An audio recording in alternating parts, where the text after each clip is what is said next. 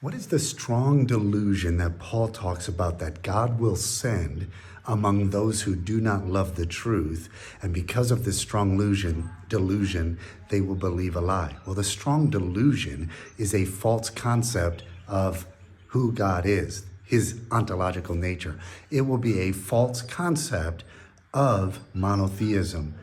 What you do with Jesus will determine, and what you believe about Jesus determines whether you're going to be set up to receive antichrist and follow him, or receive the true Messiah and follow him when he returns to establish his kingdom.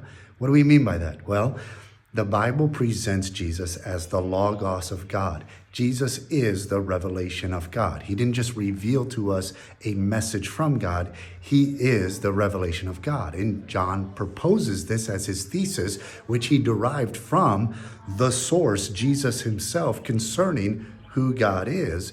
And he says, in the beginning was the Logos, which is a play on the Hebrew concept of the nature of God, which is called memra in Hebrew, meaning God is one, Yahweh is one Elohim, but he is manifest evidently throughout the scriptures of the Torah and the Old Testament in various ways that you could say are a personification of his being. He's manifest as the Word which is in human form. Jeremiah says, the word of the Lord appeared unto me and put his hand upon me. He's manifest as spirit. Okay, so a spirit which takes a form. He's manifest as light. Shekinah is the term that they use to describe the personification of the manifestation of God in our material world when God would interact with humans in time, space. And so as that's being conceptually developed over time by the Jews, Jesus comes along and declares, here is who Yahweh is. Yahweh is Father, Son, and Spirit. Three persons. Not just three modes in which God is personified, but three persons. And John takes the teaching and revelation of Jesus, begins his gospel proposing that thesis, and then proves it by the teachings of Jesus from the beginning of the gospel to the end. You can cross-reference the Old Testament, the other gospels, and then the continuation of the development of theology in the New Testament by the Apostle Paul and the other apostles. You can cross-reference to confirm that John is in keeping with not only the teachings of Jesus, but the belief of the church that received Jesus as Messiah and Lord.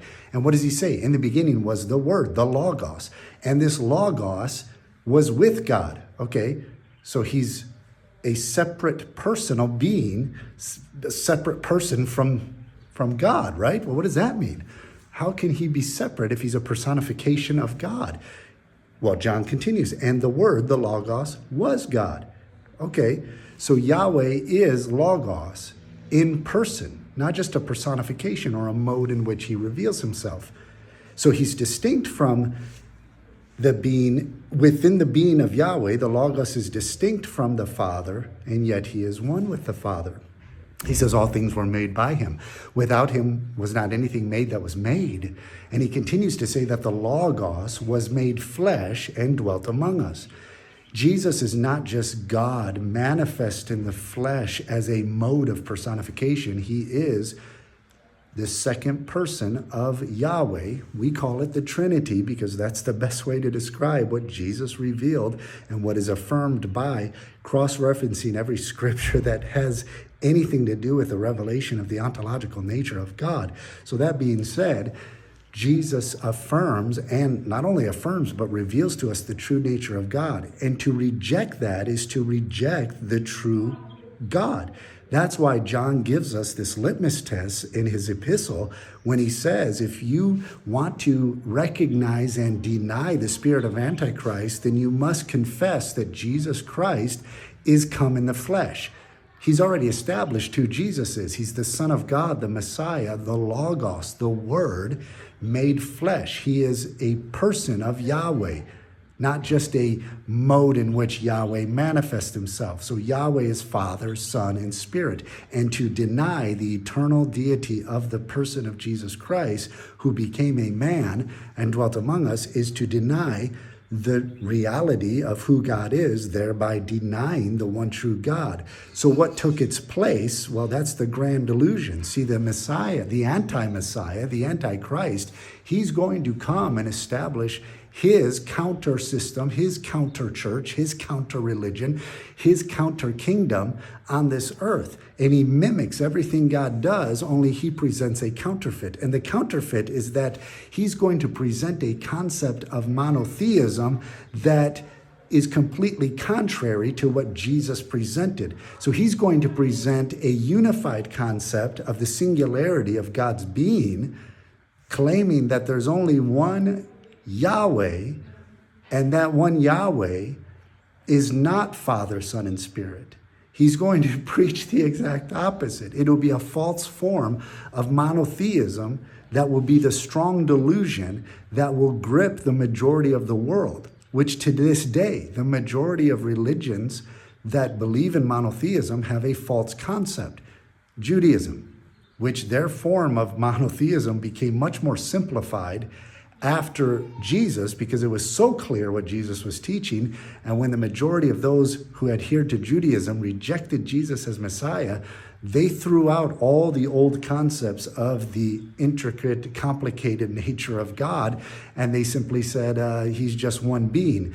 Well, this was the delusion that was sent forth that Islam latched onto, and Mormonism took a form of that and latched onto it and kind of corrupted it. And all these different religions are based on this false concept of the nature of God. It is a denial of Trinity that opens you up and sets you up to believe a lie. Because if you believe the concept of the unity or oneness of God as is presented in Islam or in Judaism, then when the anti-Messiah comes and sets himself up as God, he will say, no, I affirm your belief in monotheism. I affirm what you are saying about the nature of God.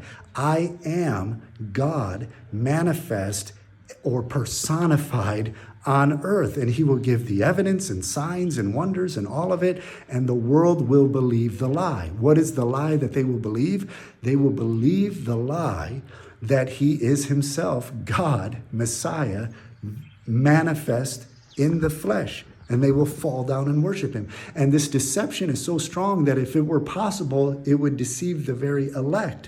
Why is it possible that the elect could be deceived? Because it is a version of monotheism that seems to make sense logically. It seems to be congruent with the revelation of the prophets, but it denies implicitly the revelation of Jesus Christ and is by nature antichrist.